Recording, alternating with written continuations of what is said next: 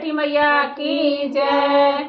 छठी मैया चलेली गवना से, उनका का मिले दहेज, उनका का मिले दहेज। के दिहाले मैं घर हथिया, हथिया झुमाई त जाय, हथिया झुमाई त जाय।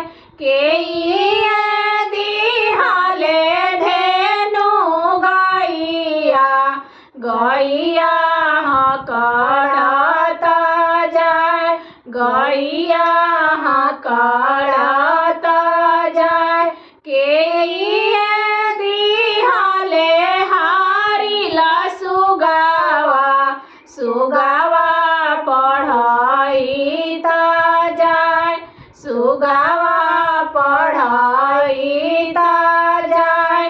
के दिहाले लाली चुनरिया, चुनरी लहरात जाय, चुनरी लहरात जाय। के दिहाले जीरावा खोइछा, खोइछा गमकत जाय, खोइछा गमकत जाय। बाबा दिहाले मैं घर हथिया, हथिया झुमाई त जाय, हथिया झुमाई त जाय।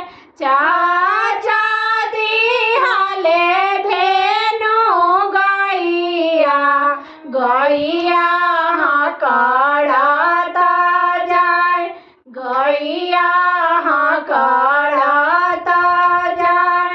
भैया दिहाले हारिला सुगावा, सुगावा पढ़ाई त जाय, सुगावा पढ़ाई त जाय।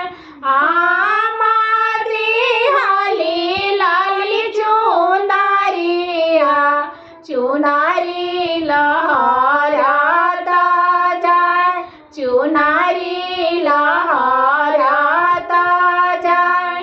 भाभी दिहाली जीरावा खोइछा, खोइछा गमकत जाय, खोइछा गमकत जाय। बोलो छठी मैया की जय।